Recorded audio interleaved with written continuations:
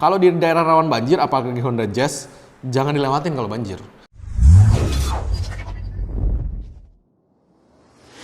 Hai lovers, balik lagi dengan Silung Dokter Mobil di kali ini Q&A part 13. Nah, jadi di video kali ini tim saya sudah mengumpulkan beberapa pertanyaan-pertanyaan yang bagus-bagus dan masuk kategori untuk dibacakan di Q&A Dokter Mobil. Nah, untuk itu jangan lupa like dan subscribe video-video dari kami dan sehingga Anda tidak ketinggalan akan video-video yang keren-keren selanjutnya.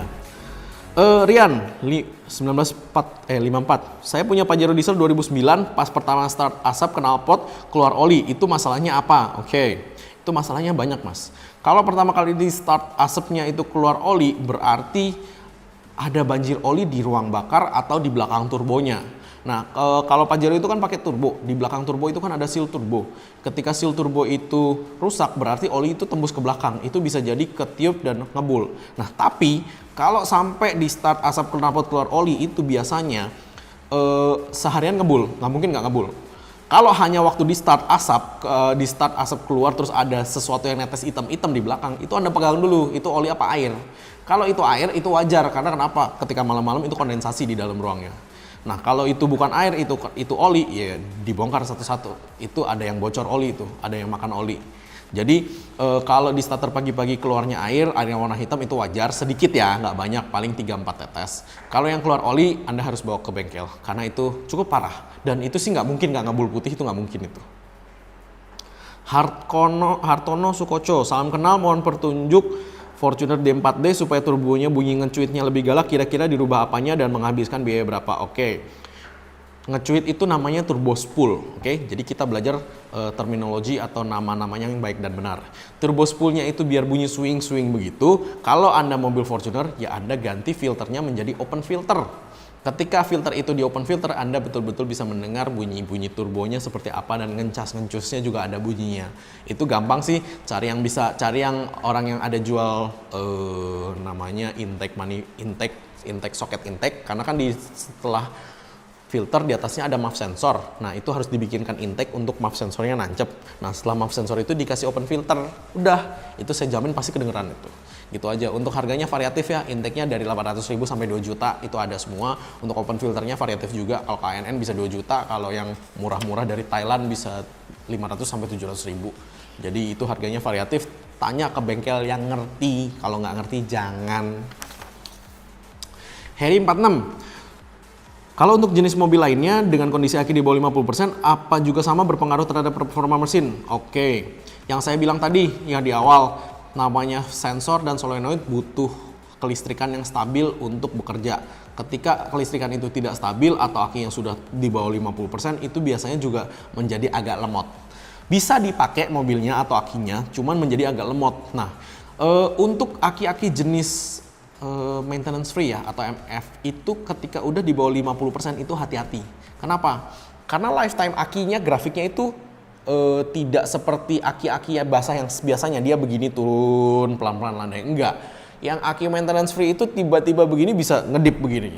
Jadi ketika udah di bawah 50% ya sebaiknya sih Anda siap satu di bagasi untuk kalau ada apa-apa, kalau Anda nggak mau rugi. Kalau Anda nggak mau pusing, ganti aja. Kenapa? Di bawah 50% itu biasanya umurnya nggak lebih dari 3-6 bulan. Nah, kalau matinya di depan rumah nggak ada masalah. Kalau matinya di tengah-tengah mall setelah Anda nonton midnight kan nggak lucu. Jam 2 pagi mobil nggak bisa nyala. Nah, jadi ya ketika udah dicek 50%, optionnya 2, diganti langsung atau beli serep taruh di bagasi gitu loh. Jadi ketika mati Anda ngerti, oh iya itu akinya yang mati gitu loh.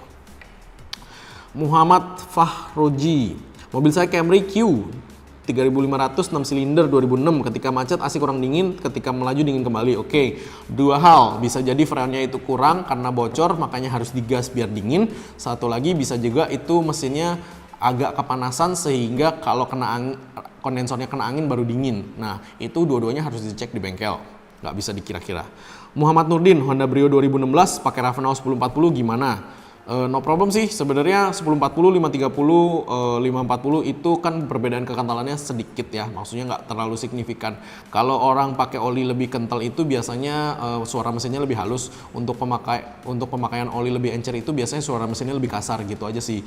Untuk mesin Honda sebenarnya sih masih no problem sih untuk 1040. Kalau mereka bilang 020 ya pakai aja, cuman 020 itu biasanya harganya mahal banget. Cuman nggak butuh juga sih 0, karena 0 itu akan seperti yang di video saya jelaskan sebelumnya, 0 itu adalah titik beku. Indonesia nggak pernah beku kan. Nah sedangkan 20, 40, 30 yang di angka belakang itu adalah flash point atau titik di mana oli itu terbakar. Nah sebenarnya sih yang kita mau itu di Indonesia itu flash pointnya nggak tinggi. Kenapa? Supaya dia tidak mudah menguap. Kalau Anda kasih oli 0W20 biasanya penguapannya tinggi. Anda kasih 1040 biasanya penguapannya lebih rendah. Hanya saja perbedaan di tarikan ada tetap walaupun sedikit. Nedi Gunawan, Om Dokter Mobil, nok AC Innova bulat-bulat itu seri G ke bawah, kalau diganti ke digital panel apakah bisa? Bisa, tapi Anda harus beli set sama modul-modul kontrol modulnya. Karena kontrol modul yang asli harus diganti, itu aja sih. Tanya sama tukang AC-nya dia bisa pasang apa enggak. Kalau dia nggak bisa pasang jangan coba-coba. Karena kalau misalkan salah itu bisa jadi yang lain ada yang angus lagi gitu loh. Jadi kalau memang mau ganti ke tempat yang mengerti gimana gantinya. Tanya apakah mereka sudah pernah sebelumnya, apakah bisa apa enggak, garansinya seperti apa. Intinya sih itu aja sih. Tapi bisa diganti. Ridwan BMS, Om Pajero Sport Dakar 2012 jarang pakai, udah servis kok asap kasih ngebul. Kalau diparkir setelah 3 hari bawa lagi ke Mitsubishi, emang begitu diesel? Iya, diesel ngebul emang iya. Jarang pakai udah servis asap tetap ngebul, apalagi kalau parkir setelah 3 hari. Ngebulnya wajar apa enggak? Jadi gini, kalau ngebul hitam itu kan karena solar tidak terbakar semua. Nah, bisa jadi solarnya itu udah agak basi, bisa jadi injektornya kotor, bisa jadi ruang bakarnya kotor, bisa jadi injektornya bocor ke dalam ruang bakar. Macem-macem, jadi harus dicek. Tapi pada dasarnya ditinggal 3 hari dinyalain nggak ngebul. Harusnya sih begitu. Kalau dibilang mobil diesel biasa emang ngebul, ya emang ngebul, tapi nggak begitu juga kan gitu loh. Dibawa aja ke tempat kita cekin semua secara tuntas.